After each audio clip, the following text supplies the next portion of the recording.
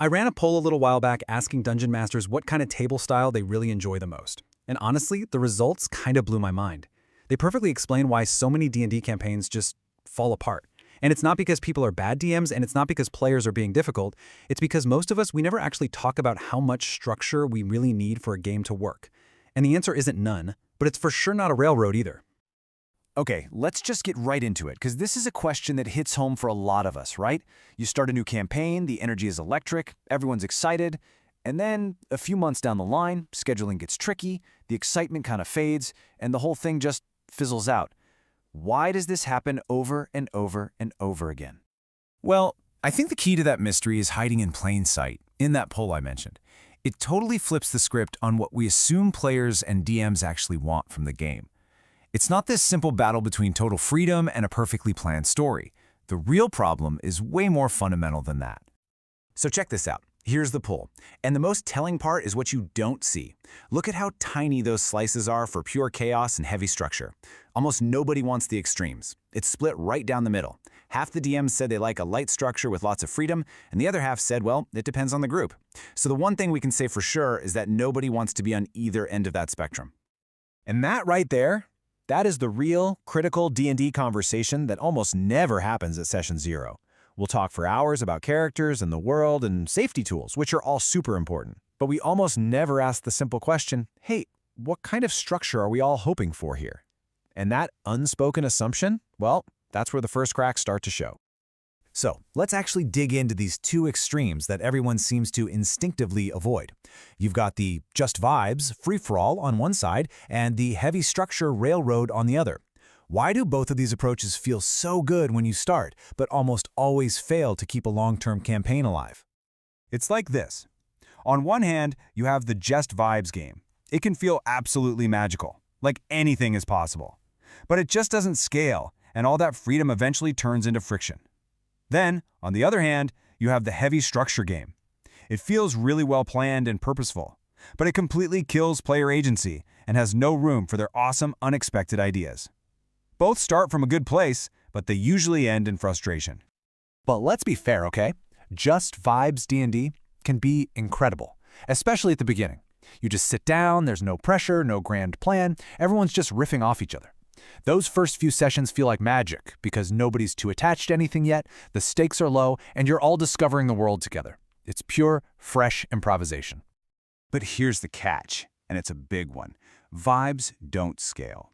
Sooner or later, players start wanting different things. One player wants real consequences and a deep character arc. Another one wants a serious tactical challenge. And a third player, they just want to keep goofing off and poking things with a stick.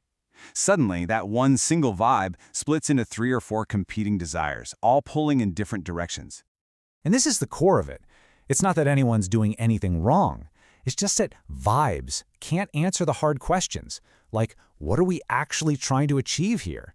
Or do our choices really matter in the long run? And that's the exact moment that chaos stops feeling like freedom and starts feeling like friction. Okay, so now let's swing that pendulum all the way to the other side. Heavy structure. Everything is planned out. Every scene is designed for a purpose. Every NPC is just a mouthpiece for the plot. On paper, this might look like really good, prepared DMing, but in practice, it just turns your players into passengers on a theme park ride they can't get off of. And that's the absolute heart of the issue, right? Structure without any flexibility just turns D&D into a game of, okay, DM, tell me what my character does next in your story. And players didn't show up for that. They showed up to change the story.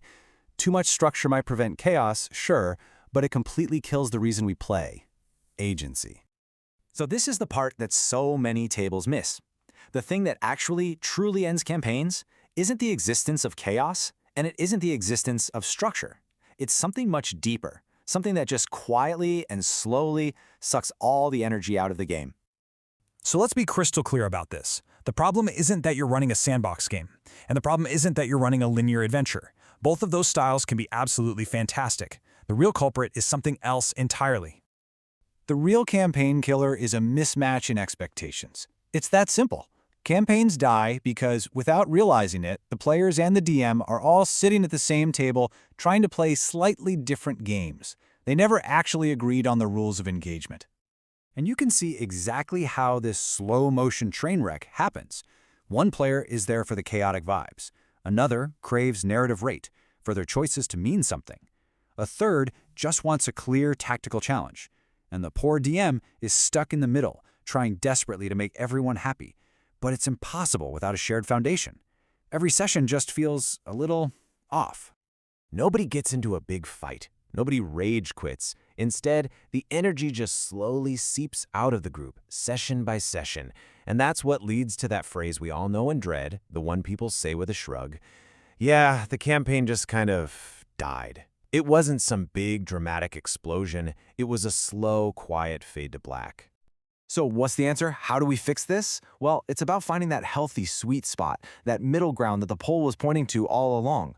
The goal is to build a type of structure that doesn't cage your players in, but actually empowers them to make cool, meaningful choices.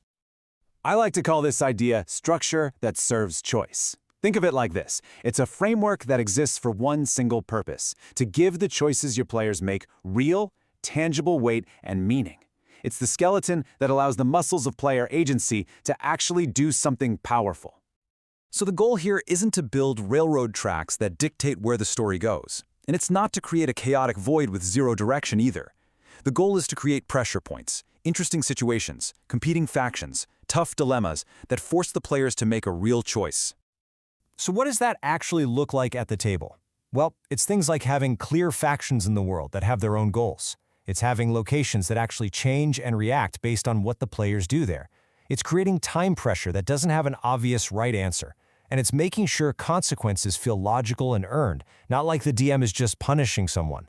Structure isn't about controlling players. It's about making their actions matter. So if your game is feeling a little adrift, or maybe just a bit lifeless, it's probably not a rules problem. It's a structure mismatch. The single most important conversation you can have at Session Zero might just be about finding that balance together. So I'll leave you with a question to think about for your own game. Where has your table struggled more? With too much chaos or too much structure? Let me know what you think.